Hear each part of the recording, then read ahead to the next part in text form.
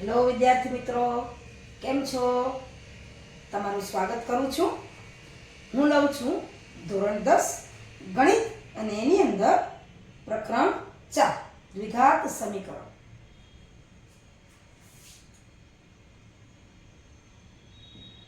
પ્રકરણ 4 આપણે લીધેલ જ છે, શરૂઆત કરી દીધી છે.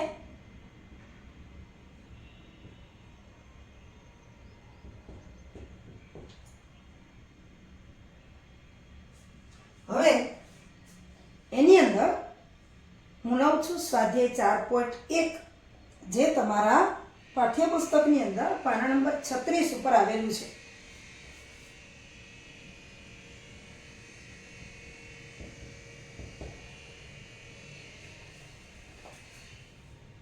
આ સ્વાધ્યાયની અંદર આપણે લેવાનો છે દાખલો નંબર 2.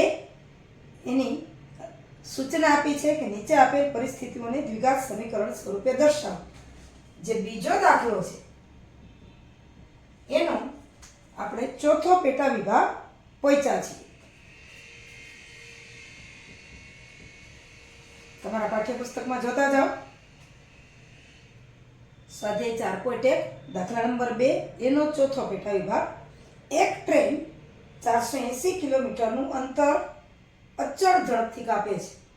જો ઝડપ 8 કિલોમીટર પ્રતિ કલાક ઓછી હોય તો આટલું જ અંતર કાપવા તે 3 કલાક વધુ લે છે. તો ટ્રેનની ઝડપ શોધવાની છે અને આ પરિસ્થિતિને અનુરૂપ દ્વિઘાત સમીકરણ આપણે દર્શાવવાનું છે. જુઓ, ટ્રેન અચળ ઝડપથી અંતર કાપે છે. આપણને ખબર નથી અચળ ઝડપ, આપણે ધારી લઈએ કે ધારો કે આ જે ટ્રેન છે એ સામાન્ય અચળ ઝડપ, ધારો કે x અચળ ઝડપથી અંતર કાપે છે. ધારો કે ટ્રેનની સામાન્ય અચળ ઝડપ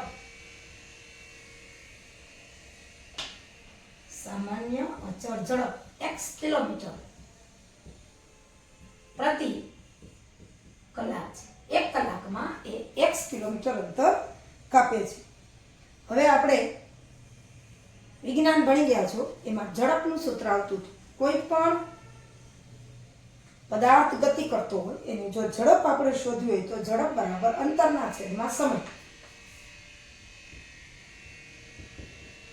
અંતરના છેદમાં સમય એટલે કે કાપેલું અંતર એને જે સમય લાગે એના વડે ભાગો તો ઝડપ આવે. પણ આપણે અહીંયા સમય જોઈએ છીએ કે સમય છે એ અચળ ઝડપથી અંતર કાપે છે. જો 8 કિલોમીટર પ્રતિ કલાક ઓછી ઝડપ કરવામાં આવે તો સમય છે એ 3 કલાક વધારે લે છે. તો એના ઉપરથી આપણે સૂત્ર આવશે સમય બરાબર, સમય અહીં છેદમાં છે, સામે અંશમાં લે તો ઝડપ અહીંયા આ બાજુ છેદમાં આવી જાય. અંતર ના છેદમાં ઝડપ. આપણે ઝડપ ધારી છે x કિલોમીટર પ્રતિ કલાક. હવે એની જે ઝડપ છે x કિલોમીટર પ્રતિ કલાક એના માટેનો સમય આપણે લઈએ તો અંતર છે 480 અંતર છેદમાં ઝડપ એટલે કે x એટલો સમય થાય. ટ્રેન છે સામાન્ય અચળ ઝડપથી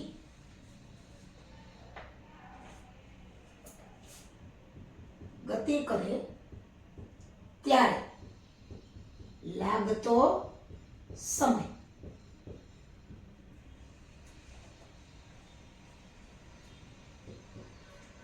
t1 છે. આપણે ધારી લઈએ કે ધારો કે ટ્રેનની સામાન્ય અચળ ઝડપથી એટલે કે x અચળ ઝડપથી ગતિ કરે ત્યારે લાગતો સમય t1 છે. તો આપણને ખબર છે કે t1 બરાબર અંતર ના છેદમાં ઝડપ. સમય આપણે જોઈએ છે સમય t1 એટલે અંતરના છેદમાં ઝડપ. અંતર છે 480 અને ઝડપ છે x. આટલી કલાક સમય લાગે છે. જ્યારે x કિલોમીટર પ્રતિ કલાકની ઝડપ હોય ત્યારે આટલું અંતર કાપવા 480 કિલોમીટરનું અંતર કાપવા માટે એને 480 ના છેદમાં x આ કલાક લાગે છે.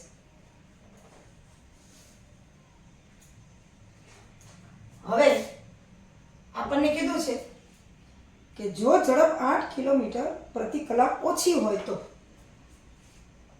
જો ઝડપ 8 કિલોમીટર પ્રતિ કલાક ઓછી કરવામાં આવે તો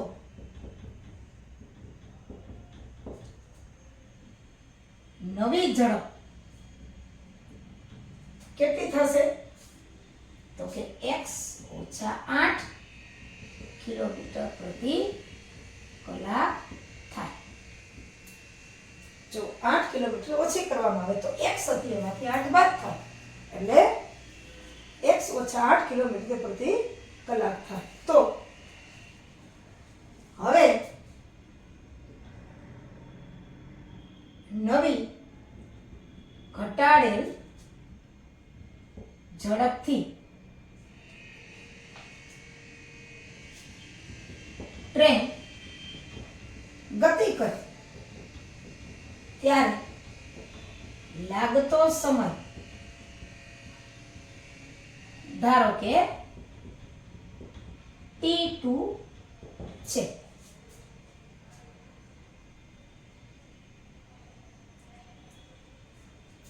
ઘટાડેલ ઝડપ એટલે કે x ઓછા 8 એ ઝડપથી ટ્રેન જ્યારે ગતિ કરે ત્યારે લાગતો સમય ધારો કે t2 છે. ત્યારે t2 બરાબર કિલોમીટર તો એટલા જ છે 480 છેદમાં પણ હવે x છે એની જગ્યાએ x ઓછા 8 આવશે. આટલી કલાક લાગે. હવે જુઓ આપણને કીધું છે કે જો 8 કિલોમીટર પ્રતિ કલાક ઝડપ ઘટાડવામાં આવે તો આટલું જ અંતર કાપવા માટે એટલે કે 480 બેમાં 480 કિલોમીટર અંતર કાપવા માટે 3 કલાક વધુ લે છે. એટલે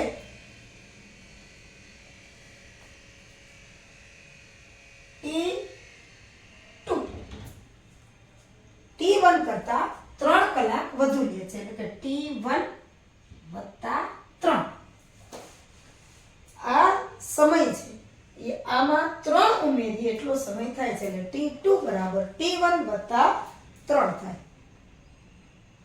હવે નવી ઝડપે જે સમય લાગે છે એ સામાન્ય ઝડપ કરતા 3 કલાક વધુ લે છે.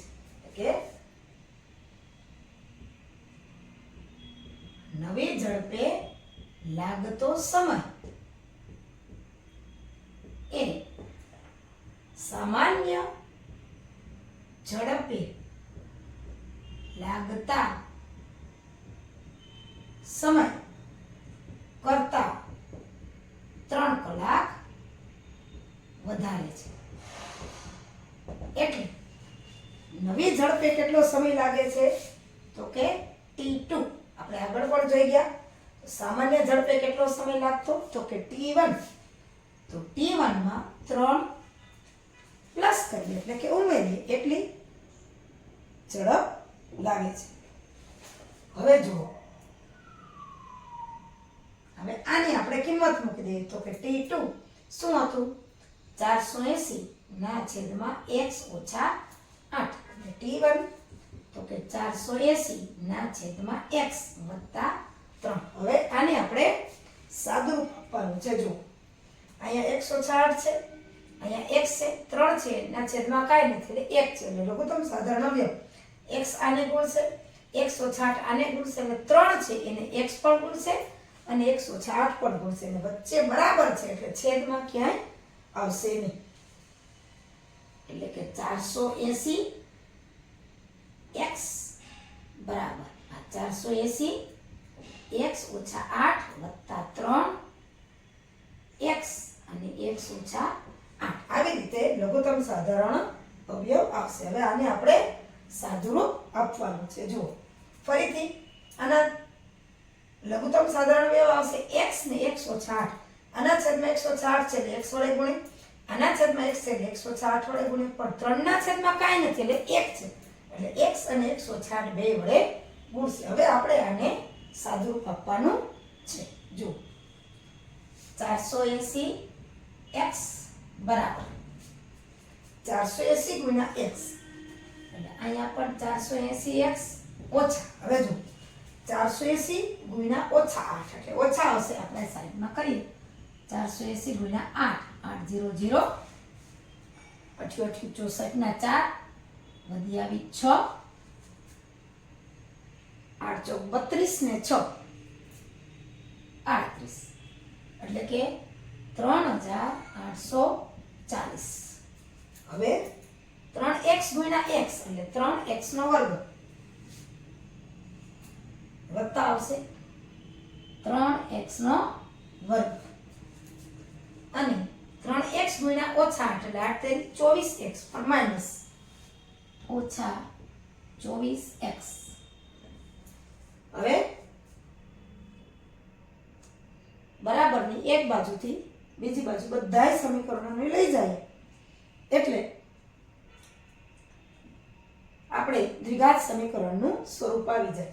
અહીંયા આટલા બધા પદ છે એટલે આ 480 ને સામેની બાજુ લઈ જાય એટલે આ પદ આપણે પહેલા લખી દઈએ કે 480x ઓછા 3840 વત્તા 3x વર્ગ ઓછા 24x અને આ 480x અહીં પ્લસ છે સામે જશે તો માઈનસ એટલે ઓછા 480x બરાબર 0.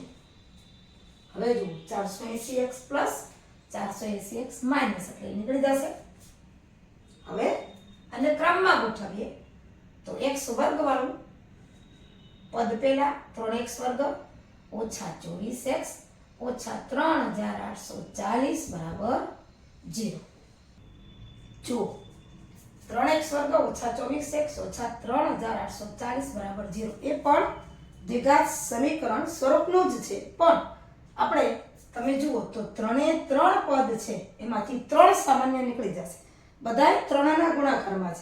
3 ના ગુણાકાર માટે આપણે અગાઉના વર્ષમાં ચાવીઓ ભણી ગયા છીએ કે આ જે રકમ છે આ તો સહેલું છે 8 તેરી 24 3 1 3, પણ આ રકમને 3 વડે ભાગી શકાય કે નહીં એ જોવા માટે આનો સરવાળો કરો. 8 ને 3 11 11 ને 4 15 15 વત્તા 0 એટલે 15 15 ને 3 વડે નિશેષ ભાગી શકાય 5 તેરી 15 એટલે આ આખા રકમ છે ને પણ 3 વડે નિશેષ ભાગી શકાય છે. એટલે આપણે આ સમીકરણને થોડુંક નાનું કરીએ 3 વડે બધાને ભાગી નાખીએ એટલે x વર્ગ ઓછા 8 તેરી 24 અને અહીંયા 3840 ભાગ્યા આપણે 3 કરવાના છે 3 * 3 0 8 એટલે કે 3 × 6 2 4 8 તેરી 24 અને આ મીંડું છે અહીંયા આવશે.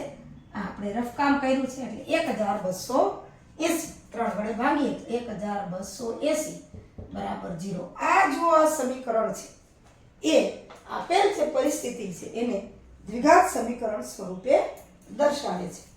આમ સમીકરણ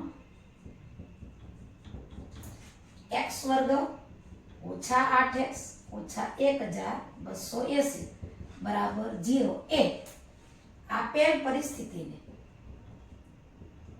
આપણને જે પરિસ્થિતિ આપી હતી એને દ્વિઘાત સમીકરણ સ્વરૂપે દર્શાવે છે.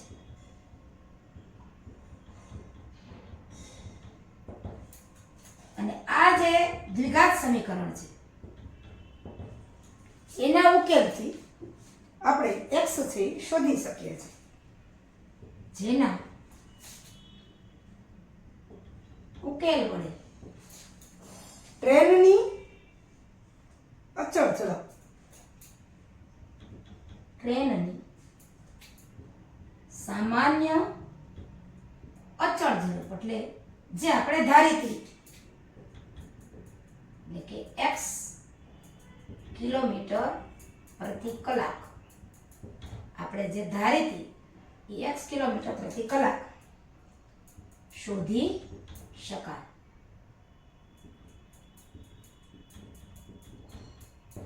આવી રીતના